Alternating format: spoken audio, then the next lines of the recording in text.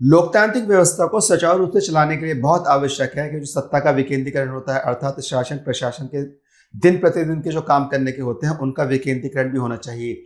यदि विकेंद्रीकरण अर्थात डिसेंट्रलाइजेशन नहीं होता है तो सिस्टम जो होता है वो धीमे धीमे उसका अपना दम घुटने लगता है, और उस सिस्टम में जो रहने वाले लोग होते हैं उनका भी धीमे धीमे दम घुटने लगता है। इस दम को घुटने से बचाने के लिए और लोकतंत्र का विकेंद्रीकरण करने के लिए पंचायती राज व्यवस्था को इंट्रोड्यूस भारत में करा गया था। और नमस्कार, मैं चंद्रशेखर का स्वागत करता हूं चहल के इस प्लेटफॉर्म पे, जहां पर आज हम उत्तर प्रदेश पॉलिटी सीरीज के अंतर्गत इसकी पंचायती व्यवस्था का अध्ययन करेंगे। इस पंचायती व्यवस्था के अध्ययन हम 4 भाग में करेंगे और आज इसका प्रथम भाग आने वाला है, जहां पर हम इसके संवैधानिक प्रावधान और इससे संबंधित समितियों का अध्ययन करेंगे। तो अध्ययन को स्टार्ट करने से पहले एक बार की तरह पुनः हम यूपी के पॉलिटिकल मैप को स्टडी कर लेते हैं, क्योंकि इसी मैप के बेस पर हमारी एक माइंड मैपिंग अंडरस्टैंडिंग बन जाएगी। और बिलीव मी, अगर आप इस माइंड मैपिंग अंडरस्टैंडिंग के साथ अपनी स्टडी को कंटिन्यू करेंगे तो स्टेट पीसीएस में आपको कम से कम पढ़ने की आवश्यकता होगी और अधिक से अधिक आपका याद होता चला जाएगा। यानी कि ये स्मृति, आपकी जो मेमोरी है, वो बिल्डिंग कैपेसिटी सीरीज के रूप में हम लोग इसको यहाँ पे इंट्रोड्यूस कर रहे हैं। देखिए, अगर हम यूपी के पॉलिटिकल मैप की स्टडी करें, जिसको हम कई बार स्टडी कर भी चुके हैं, तो उसके अनुसार हमारे पास एक इंटरनेशनल बॉर्डर है और हमारे पास हिमाचल प्रदेश, उत्तराखंड और बिहार, मध्य प्रदेश, राजस्थान, हरियाणा, झारखंड, छत्तीसगढ़ के साथ हमारे बॉर्डर शेयर करे जाते हैं। उत्तराखंड के साथ हमारे 7 डिस्ट्रिक्ट हैं, नेपाल के साथ भी हमारे 7 डिस्ट्रिक्ट है जो इंटरनेशनल बॉर्डर लाइन बनाते हैं। बिहार के साथ भी हमारे 7 डिस्ट्रिक्ट है। एक हमारे पास इंपॉर्टेंट डिस्ट्रिक्ट पड़ता है सोनभद्र, जो बिहार, छत्तीसगढ़, झारखंड और मध्य प्रदेश के साथ हम बॉर्डर को शेयर करता है। इसके साथ ही हमारे पास राजस्थान है, दिल्ली है और हरियाणा है, जो हमारे पास यूपी के साथ बॉर्डर शेयर करते हैं। एनसीआर टेरिटरी में हमारे पास टोटल 8 डिस्ट्रिक्ट हैं और दिल्ली के साथ जो हमारे डिस्ट्रिक्ट शेयर होते हैं वो 2 डिस्ट्रिक्ट हैं।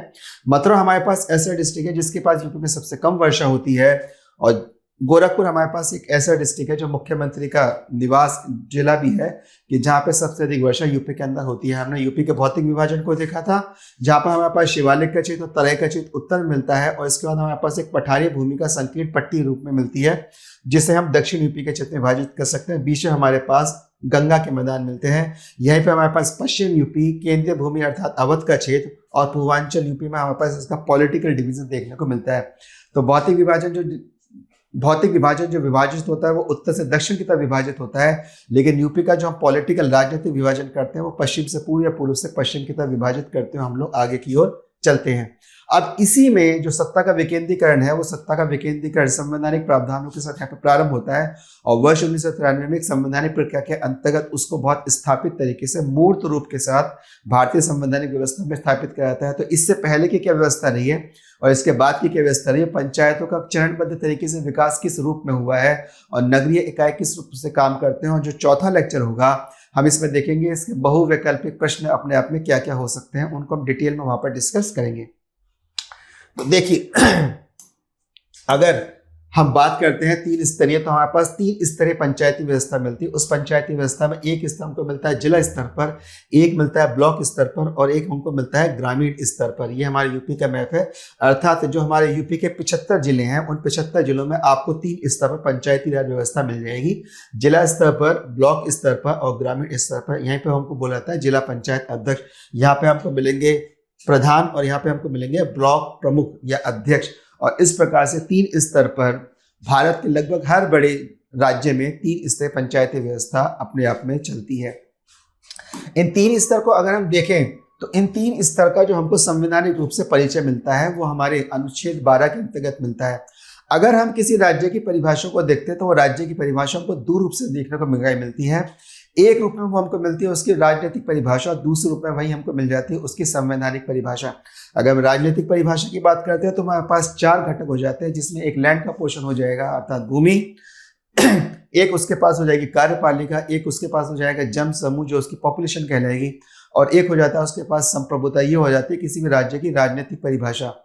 मेरे गले में थोड़ा सा इशू आ रहा है ठंड के कारण, इसलिए उसको थोड़ा एडजस्ट कर लीजिएगा। दूसरी, अगर हम इसके संवैधानिक परिभाषा की बात करते हैं, वह संवैधानिक परिभाषा हमको अनुच्छेद 12 के अंतर्गत मिलती है। और संवैधानिक परिभाषा में हमको जो पहला घटक मिलता है वो मिलता है केंद्रीय विधायिका और केंद्रीय कार्यपालिका। केंद्रीय विधायिका में हमारे पास आ जाते हैं राष्ट्रपति, लोकसभा, राज्यसभा। विधायिका पालिका में हमारे पास आ जाते हैं, और केंद्रीय कार्यपालिका के अंतर्गत हमारे पास आते हैं राष्ट्रपति, प्रधानमंत्री, उनकी मंत्रिपरिषद और भारत के महान्यायवादी। इसके साथ ही जो दूसरा घटक मिलता है वो उसमें हमको मिलता है राज्य की विधायिका और उसकी कार्यपालिका। तो ये हमारे पास जस्ट अ मिनट। तो ये कार्यपालिका लिखा हुआ है यहाँ पर। तो ये हमारी कार्यपालिका। तो राज्य विधायिका में हमारे पास आते हैं राज्यपाल, विधानसभा, विधान परिषद, और इसके बाद कार्यपालिका में हमारे पास मिलते हैं भारत, उत्तर प्रदेश के राज्यपाल, उत्तर प्रदेश के मुख्यमंत्री, उनकी मंत्रिपरिषद और उत्तर प्रदेश के महाधिवक्ता। अब हम इस तीसरे पक्ष को देखेंगे और आज हम इसी तीसरे पक्ष में अपनी चर्चा को करने वाले हैं और इस चर्चा को हम 4 खंड में करेंगे। तो तीसरे पक्ष में हमको मिलता है स्थानीय निकाय, जहाँ पे हमको मिल जाती है हमारी पंचायत और नगर निगम, और चौथा पक्ष हमको मिल जाता है सार्वजनिक उपक्रम का एवं अन्य विधि सम्मत निकायों का। और इस परिभाषा के अनुसार वर्तमान में जो सुप्रीम कोर्ट के डिसीजन 2007 के अनुसार आया, उसके अनुसार अभी जितने प्राइवेट सेक्टर लिमिटेड एंटिटीज हैं वो भी हमारे पास राज्य विधायिका के अंतर्गत सम्मिलित करी जाती हैं। यानी कि अगर आपके पास BSNL भी है, जियो भी है और एयरटेल भी, तो तीनों का मापक्रम एक ही होगा संवैधानिक परिभाषा के अनुसार। आगे की ओर देखते हैं। अब देखिए, उत्तर प्रदेश की 3 स्तरीय पंचायती व्यवस्था में इसका मुख्य उद्देश्य क्या है। तो चाहे वो उत्तर प्रदेश की 3 स्तरीय पंचायती व्यवस्था हो या किसी प्रदेश की पंचायती व्यवस्था हो, इसका जो मूल उद्देश्य है, जो सर्वाधिक महत्वपूर्ण मूल उद्देश्य है, वो होता है कि यहाँ पे शासन और प्रशासन का विकेंद्रीकरण करना है। अभी विकेंद्रीकरण क्या है, तो जब हम केंद्र से बाहर की ओर चलते हैं तो विकेंद्रीकरण की परिभाषा में आ जाता है, अर्थात लोकतांत्रिक व्यवस्था में शासन प्रणाली को निचले स्तर तक लेके जाना। निचले स्तर तक कहाँ के लेके जाना, अर्थात ग्रामीण या ग्राम के स्तर तक लेके जाना है। हम जानते हैं कि किसी भी राज्य में जो विकास की इकाई होती है, प्रशासन की इकाई होती है, वो जिला होता है। उस जिला में हमने 3 स्तर बनाए।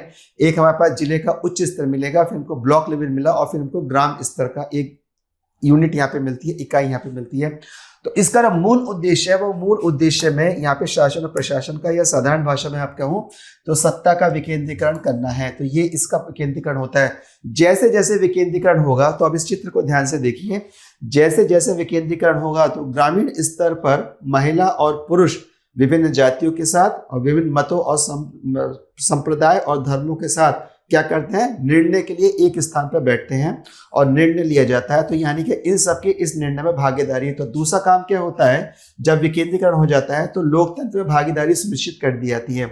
अगर हमने पंचायती व्यवस्था देखी होगी तो पहले पंच कहलाते थे और पंच को परमेश्वर बोला था। तो वो 5 लोग होते थे जो ग्रामीण लेवल पर अपना निर्णय देते थे, उन्हीं को पंच परमेश्वर, और जो पंच परमेश्वर के द्वारा जो निर्णय आता था वही अपने आप में अंतिम आ जाता था। लेकिन वह हमारी एक सामाजिक प्रणाली थी। इस सामाजिक प्रणाली को विधि सम्मत प्रणाली संवैधानिक प्रावधानों से करा गया है।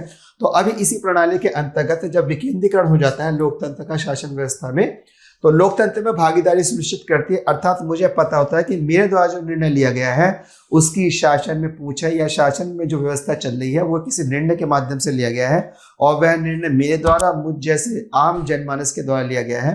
तो राज्य के अंदर उसकी एक सहभागिता बनती है। इससे राज्य के प्रति उसका विश्वास बढ़ता है। इसलिए जैसे जैसे लोकतांत्रिक प्रणाली में शासन का विकेंद्रीकरण होता है, आम जनमानस का या वहाँ के नागरिक का शासन की शासन व्यवस्था में या राज्य की व्यवस्था में विश्वास बढ़ता है। वो मान के चलता है कि ये राज्य मेरे द्वारा चल रहा है, अर्थात ये राज्य मेरा है। तो राज्य के प्रति वात्सल्य का भाव यहाँ से जागृत होता है।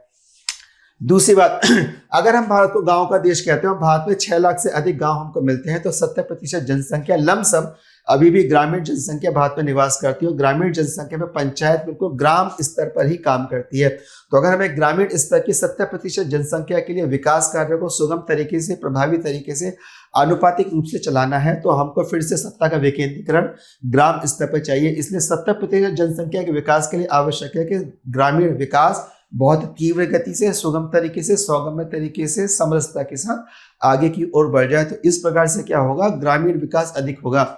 यह अनुभव आपकी स्मृति में इस प्रकार से भी आ सकता है कि अगर आप इस समय विकास का एक मानक मानते हैं नगरीय इकाई पर, ग्रामीण इकाई पर, तो आप देखेंगे जब से पंचायत व्यवस्था भारत में लागू करी गई है उसके कुछ समय के बाद से गांव का विकास जो है बहुत तेजी से हुआ है। चाहे प्रधानमंत्री सड़क योजना के माध्यम से हो या वर्तमान सरकार की जितनी भी स्कीम चलाई जा रही है, जितनी भी योजना चलाई जा रही है, उनमें से एक मेजोरिटी जो प्रतिशत जाता है वो ग्रामीण विकास के लिए चला जाता है। अर्थात राज्य स्तर पर या संघीय स्तर पर, केंद्र सरकार हो, राज्य सरकार हो, इन सबका अब सबसे अधिक जो फोकस है वो ग्रामीण विकास पर है। क्योंकि क्षेत्रीय विकास के लिए ग्रामीण विकास का होना बहुत आवश्यक है। जो क्षेत्रीय विकास के लिए ग्रामीण विकास का होना आवश्यक है, क्या क्षेत्रीय विकास के लिए ग्रामीण विकास का होना आवश्यक है, यह क्वेश्चन यूपीएससी के द्वारा इसके मेंस एग्जामिनेशन में, मुख्य परीक्षा में पूछा जा चुका है। तो 3 उद्देश्यों की पूर्ति के लिए पंचायती व्यवस्था को लागू करा गया, यह लोकतंत्र का विकेंद्रीकरण करती है, यह लोकतंत्र में भागीदारी सुनिश्चित करती है, अर्थात सामान्य जनमानस और नागरिक का राज्य के प्रति विश्वास बढ़ता है और 70% जनसंख्या विकास के लिए, ग्रामीण विकास के लिए यह बहुत आवश्यक है कि लोकतंत्र का विकेंद्रीकरण पंचायती माध्यम से ग्राम स्तर तक पहुंचना चाहिए। अगर यहां तक हमारा पक्ष क्लियर हो गया है तो आगे की ओर देखते हैं। तो संवैधानिक प्रावधान क्या कहता है पंचायतों के लिए? तो भारत के संविधान के भाग 9 में पंचायती राज व्यवस्था का प्रावधान करा गया था जब संविधान लागू हुआ। तो भारतीय संविधान भाग 9 के अंतर्गत पंचायत का प्रावधान करा गया था, जहां पे एक अनुच्छेद था, अनुच्छेद 243। इसके बाद क्या हुआ, वर्ष 1993 आया और वर्ष 1993 में 73वां संविधान संशोधन आया और 73वें संविधान संशोधन के माध्यम से अनुच्छेद 243 से 243 ओ, यानी कि अगर हम इसको गिनेंगे तो हमारे पास कुल 16 अनुच्छेद आ जाते हैं। 243 से 243 ओ में पंचायतों की व्यवस्था का प्रावधान करा गया है। इसके साथ ही संविधान में 11वीं अनुसूची को भी जोड़ा गया। तो 11वीं अनुसूची पंचायतों के संबंध में है और 12वीं अनुसूची नगरीय इकाई के संबंध में है। और इस प्रकार से 29 विषय पंचायतों को दिए गए, जहां पर वो अपने शासन के विकेंद्रीकरण के अंतर्गत स्वयं के निर्णय इन विषयों पर स्वयं पंचायतों के माध्यम से ले सकते हैं और जो निर्णय लेंगे वो विधि सम्मत होंगे और विधि मान्य होंगे। तो इस प्रकार से 29 विषय पंचायतों को इस 73वें संविधान संशोधन के माध्यम से दिए गए, जहां पर जो अनुच्छेद 243 से 243 ओ तक हमको पंचायत के लिए अनुच्छेद मिलते हैं।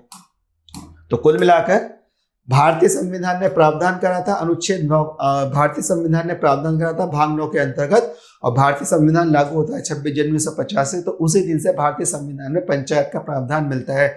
इसको लेकर एक महत्वपूर्ण अनुच्छेद आता है, अनुच्छेद 40, जिसको अब अभी हम देखने वाले हैं। 73वां संविधान संशोधन होता है फिर वर्ष 1993 में 243 ए से 243 ओ तक पंचायतों के लिए अनुच्छेद बनते हैं।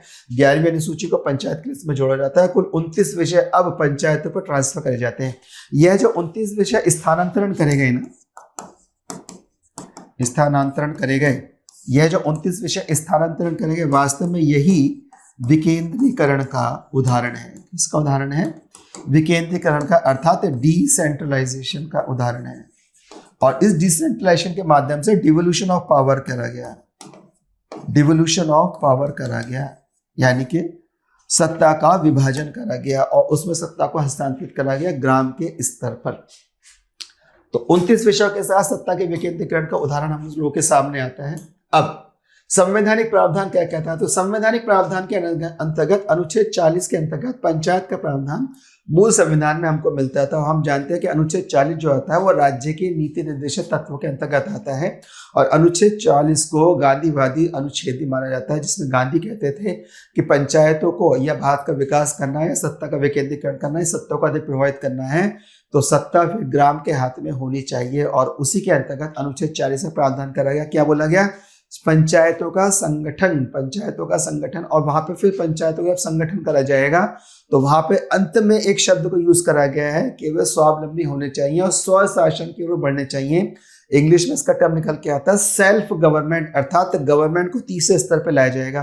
तो इसका सीधा सा अर्थ होता है कि जो भी पंचायती राज व्यवस्था होगी वह राज्य सरकार पर निर्भर होकर नहीं चल रही होगा, वह राज्य सरकार पर निर्भर होकर नहीं चल रही है। तो इसके लिए बहुत महत्वपूर्ण था कि उनको फिर संवैधानिक शक्तियां दी जाएं। इसलिए संवैधानिक शक्तियां 73वें संविधान संशोधन के माध्यम से करी गई ताकि पंचायतें किसी प्रकार से राज्य पर आश्रित न रहें। ध्यान रखिए, पंचायत राज्य का विषय है लेकिन पंचायत 29 विषय को लेकर राज्य पर आधारित नहीं है। जब मैं राज्य पर आधारित कहता हूं तो हम सामंजस्य की बात करते हैं। इसका अर्थ ये भी नहीं है कि वो पूरी संवैधानिक व्यवस्था में केंद्र और राज्य से एक इंडिपेंडेंट स्वायत्त शासन के रूप में काम करेंगे। सारा का सारा कहने का अर्थ यह है कि संविधान ने अधिकार दिए कि सामंजस्य के साथ आपको काम करना पड़ेगा।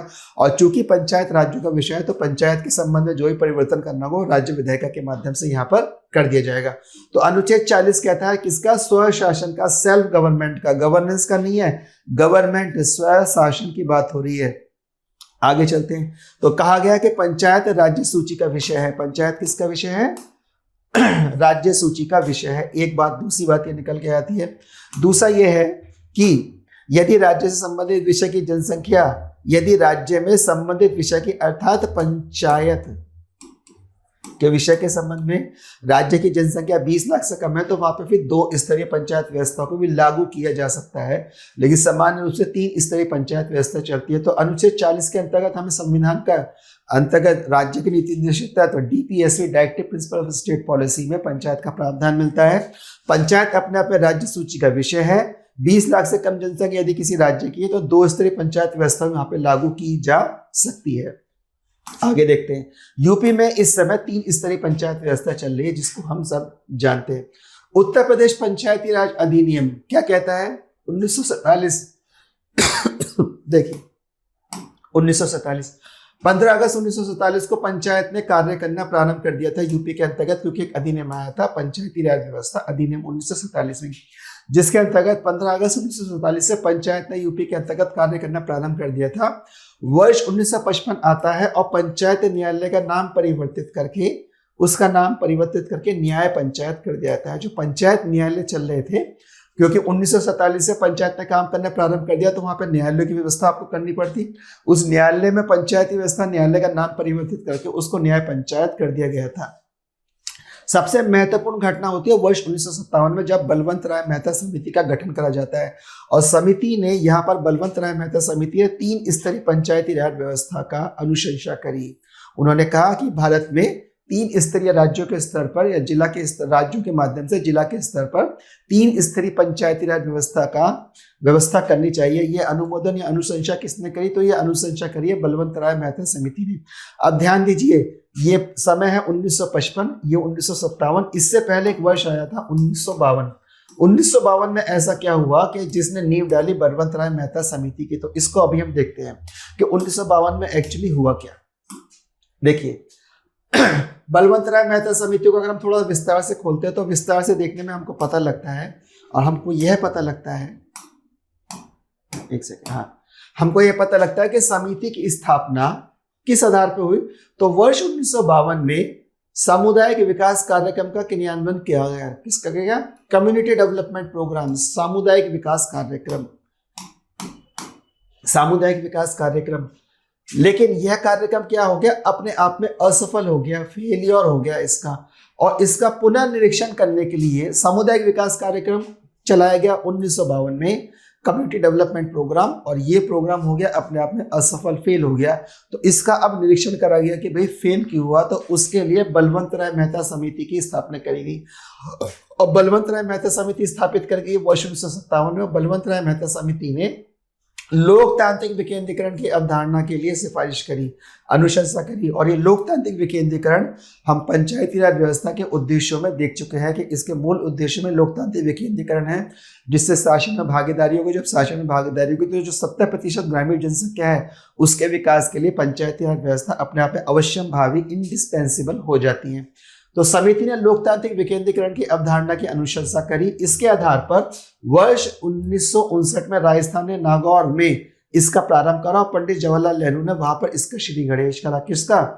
जो पंचायती राज व्यवस्था की अनुशंसा बलवंत राय मेहता समिति ने वर्ष 1957 में की थी, उसके आधार पर पहली बार पंचायती राज व्यवस्था की नींव या श्री गणेश करा गया राजस्थान में।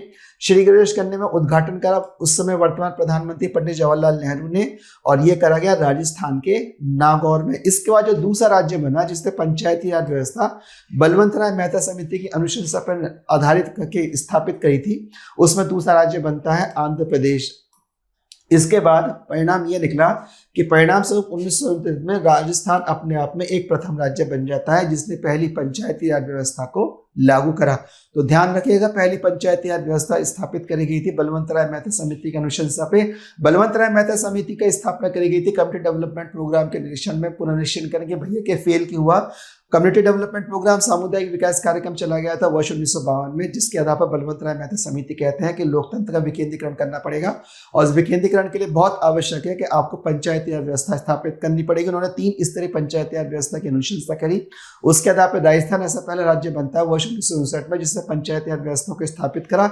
इसका श्री गणेश और उद्घाटन उस समय के वर्तमान प्रधानमंत्री पंडित जवाहरलाल नेहरू के हाथों से या कर कमलों से हुआ था। आगे देखते हैं आगे क्या हुआ। अब जब यहां तक कहानी हो गई तो इसके बाद एक अशोक मेहता समिति आई है। अशोक मेहता समिति आई है वर्ष 1977 में। अशोक मेहता समिति कब आई है? वर्ष 1977 में। और समिति ने 2 स्तरीय पंचायती राज व्यवस्था का सुझाव दिया था, एक मंडल स्तर पे और एक जिला स्तर पे। जब मंडल स्तर की बात कर रहे हैं तो मंडल अर्थात एक गांव का एक समूह था, क्लस्टर था, उस पर उन्होंने एक स्तर बनाया और जिले के स्तर पर दूसरा स्तर बनाया, लेकिन इसकी अनुशंसा कभी भी क्रियान्वित नहीं हो पाई है। इसके बाद दूसरी समिति आई है पीवीआर समिति वर्ष 1985 में। इसने 4 स्तरीय पंचायती व्यवस्था की अनुशंसा करी। बलवंत राय मेहता ने 3 करी, अशोक मेहता ने 2 करी और पीवीआर समिति 4 की करती है। वो 4 मानक कौन कौन से थे या स्तर कौन कौन से थे? तो पहला था ग्राम सभा, ग्रामीण, फिर मंडल। तो ग्राम हुआ, फिर ग्राम का एक समूह बनाया गया, उसको मंडल बोला गया, फिर जिला परिषद हो गई और फिर राज्य विकास परिषद हो गई। ये वास्तव में मंडल जो था यही आज का ब्लॉक लेवल का स्तर है। लेकिन महत्वपूर्ण घटना क्या हुई? ये पहली समिति थी जिसने अनुसूचित जनजाति यानी कि ट्राइबल ग्रुप्स और महिलाएं यानी कि वुमेन्स के लिए आरक्षण की अनुशंसा करी। तो आरक्षण का पहला प्रावधान पीवीआर समिति के माध्यम से इस स्तर पर पहली बार प्रकाश में आया। पीवीआर समिति जो वर्ष 1985 में स्थापित हुई थी, उसने पहली बार आरक्षण की बात करी। जब आरक्षण की बात की तो उसने अनुसूचित जाति को उसमें इंक्लूड नहीं करा है, शेड्यूल कास्ट को इंक्लूड करा, उन्होंने अनुसूचित जनजाति शेड्यूल ट्राइब्स को उसमें इंक्लूड करा है और उसके साथ ही महिलाओं के लिए भी आरक्षण के प्रावधान की अनुशंसा वो वहां पर करते हैं। लेकिन ये दोनों ही समिति अपने आप में एक प्रकार से निष्क्रिय रही है। इसके बाद कुछ और डेवलपमेंट हुए। उन्हीं डेवलपमेंट में एक अगली समिति आती है जिसका नाम था LM सिंघवी कमेटी और इसका जो समय था वो था वर्ष 1986, अर्थात पीवीआर समिति के ठीक 1 वर्ष के बाद ये समिति आती है। और इस समिति ने पहली बार पंचायती स्तरीय व्यवस्था के लिए संवैधानिक प्रावधान की अनुशंसा करी है। ये कहते हैं कि अगर आपको पंचायतों का प्रभावी बनाना है और लोकतंत्र का विकेंद्रीकरण करना है तो इसके लिए आपको चाहिए कि आप इसको एक संवैधानिक उपाधि प्रदान करें और उस संवैधानिक उपाधि में प्रदान करी गई है। तो इस समिति को आप ध्यान रखिएगा, ऐसी पहली समिति जिसने पहली बार संवैधानिक प्रावधान के लिए अनुशंसा करी है पंचायतों की, वो थी LM सिंघवी कमेटी। वर्ष 1988 हुआ, एक थोंगन समिति आई और उस समिति का भी प्रावधान लगभग इसी प्रकार से रहे कि वो भी संवैधानिक प्रावधानों के पक्ष में ये समिति रहती है। तो इस प्रकार से जो महत्वपूर्ण समिति हमारे पास बनती है वो 2 बनती है। एक बनती है बलवंत राय मेहता कमेटी जो आती है वर्ष 1957 में और दूसरी बनती है LM सिंघवी समिति जो आती है वर्ष 1976 में। इन दोनों समितियों को ध्यान रखिएगा कि बलवंत राय मेहता समिति 3 स्तरीय पंचायती राज व्यवस्था की बात करते हैं और LM सिंघवी समिति उसके साथ ही संवैधानिक प्रावधान की बात करते हैं कि इसको संवैधानिक मान्यता मिलनी चाहिए। और इसी परिप्रेक्ष्य में वर्ष 1973 में आता है 73वां संविधान संशोधन। और ये 73वां संविधान संशोधन क्या कहता है? ये 73वां संविधान संशोधन आता है। 73वें संविधान संशोधन को हम लोग डिस्कस कर चुके हैं जिसके माध्यम से 11वीं अनुच्छेद संविधान में जोड़ी गई थी। वर्ष 1993 का ये प्रावधान था और इसके माध्यम से 73वां संविधान संशोधन कुछ मूल विषयों को सामने लेकर आता है, यह अनुशंसा करता है जिसके माध्यम से इनको लागू करा गया। तो पहला कि पंचायत राज्य सूची का विषय होगा, एक हो गया जो हम देख चुके थे कि हाँ ये पंचायती राज्य सूची का विषय होगा। दूसरा 20 लाख या उससे ऊपर की जनसंख्या पे 3 स्तरीय पंचायती व्यवस्था चलेगी और यूपी में चूंकि जनसंख्या 20 लाख से ऊपर यहाँ पे 3 स्तरीय पंचायती व्यवस्था चलती है। 20 लाख से कम जनसंख्या पर 2 स्तरीय पंचायती व्यवस्था लगाई जा सकती है, मैंडेटरी नहीं है, अवश्यंभावी नहीं है, संविधान का प्रावधान नहीं करता है। उन्होंने राज्य के विवेक पे छोड़ रखा है कि कौन सी पंचायती राज व्यवस्था लगाते हैं। 3 स्तरीय व्यवस्था लगाते हैं, 2 स्तरीय पंचायती राज व्यवस्था लगाते हैं। कोई स्टेट चाहे तो 4 स्तरीय पंचायती राज व्यवस्था भी लगा सकता है। पश्चिम बंगाल में हमें इसका उदाहरण देखने को मिलता है। ग्राम सभा को संवैधानिक अधिकार प्रदान करे, संवैधानिक अधिकार प्रदान करे, संविधान के आधार पर अधिकार प्रदान करे, इन्होंने इसको बोला। और उसी के आधार पर हमने देखा कि 29 विषय ग्राम सभा को ट्रांसफर करे गए थे। कार्यकाल 5 वर्षों का होगा। अगर कोई भी ग्राम सभा या पंचायत 5 वर्ष से पहले भंग हो जाती है तो 6 माह के भीतर चुनाव कराने होंगे।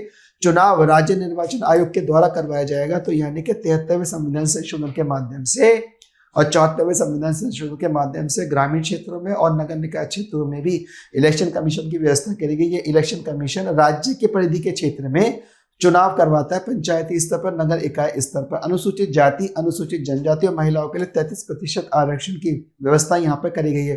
तो अब हमने देखा था कि जो एक समिति हमारे पास आई थी जिसने अनुसूचित जनजाति और महिलाओं के लिए 33% आरक्षण की मांग की थी, इसके विरुद्ध इन दोनों को भी समायोजित करते हुए अनुसूचित जाति को भी इसमें रखा गया। और इस समय जो वर्तमान व्यवस्था चल रही है उसमें कम से कम 33% आरक्षण के लिए होना चाहिए। ध्यान रखिएगा, यहाँ पे जो शब्द प्रयोग में लगाया गया था, शब्दावली आई थी, वो आई थी कम से कम, इसका अर्थ राज्यों को अधिकार दिए गए थे, वो इस संवैधानिक आरक्षण के प्रावधान को बढ़ा भी सकते हैं। और बहुत से राज्य ऐसे हैं इंक्लूडिंग मध्य प्रदेश जहां पर महिलाओं के लिए आरक्षण 50% मिनिमम कर दिया गया है, यानी कि कम से कम 50% महिला वहां पर निर्वाचित होकर आती है यहाँ की पंचायती राज व्यवस्था में। तो पहला के राज्य सूची का विषय होगा 20 लाख से कम पर 2 स्तरीय पंचायती राज व्यवस्था लगाई जा सकती है, मैंडेटरी नहीं है। कोई कोई राज्य 4 स्तर पर भी चलते हैं। ग्राम सभा को संवैधानिक आधार प्रदान करे जाएंगे, इसलिए 29 विषय को ट्रांसफर करे गए। कार्यकाल 5 वर्ष का होगा। समय से पहले भंग होने पर 6 माह के भीतर अर्थात 180 दिन के अंतर्गत चुनाव करवाए जाएंगे। चुनाव राज्य निर्वाचन आयोग के द्वारा होगा। अनुसूचित जाति जनजाति महिलाओं के लिए यहाँ पे आरक्षण की व्यवस्था दी गई है। इस प्रकार से यहाँ पर ये कुछ मुख्य प्रावधान यहाँ पर निकल के आते हैं। इसके बाद भी अगर आपको कोई प्रश्न है तो आप मुझसे सुगम तरीके से कमेंट बॉक्स के माध्यम से पूछ सकते हैं। मैं इसका एक प्रत्युत्तर आपको बहुत अच्छे तरीके से उपलब्ध करवाने का पूरा प्रयास करूंगा। ये हमने कुछ संवैधानिक प्रावधान देके पंचायती राज व्यवस्था के संदर्भ में हमने समितियों का अध्ययन करा है, जिसमें 2 मुख्य समिति बलवंत राय मेहता समिति और एल एन संघवी समिति हमारे सामने निकल कर आते हैं। इसके बाद ये हमारा भाग 1 पूरा होता है। इसके बाद अगर भाग 2 में देखेंगे तो अब हम विशुद्ध रूप से यूपी की जो पंचायती राज व्यवस्था है, जो जिला स्तर से ग्रामीण स्तर तक चलती है, उसका अध्ययन करेंगे। भाग 3 के अंतर्गत हम नगर निकायों का अध्ययन करेंगे। भाग 4 के अंतर्गत फिर हम इससे संबंधित कुछ महत्वपूर्ण बहुविकल्पीय प्रश्नों का भी अध्ययन करेंगे। वो कुछ जो होंगे उनकी संख्या अपने आप में पर्याप्त मात्रा में होने वाली है, ताकि जो स्टेट पीसीएस का जो हमारा प्रश्न आएगा, एक तो हमसे बचना चाहिए, दूसरी बात एक उत्तरदायी नागरिक होने के नाते ही हमारा कर्तव्य बनता है कि पंचायती राज व्यवस्था का पूर्ण ज्ञान भी हमारे पास होना चाहिए। तो इस प्रकार से हम 4 सीरीज में पंचायती राज व्यवस्था को यहाँ पर कवर करने वाले हैं। इसके बाद भी कोई संशय या व्यवधान कोई मन में रहता है तो आप मुझे स्वतंत्र रूप से लिख सकते हैं, मैं उसका उत्तर देने का आपको पूर्ण रूप से प्रयास करूंगा। अभी इस लेक्चर में इतना ही, मिलता हूँ दूसरे भाग में, तब तक के लिए जय हिंद और वंदे मातरम।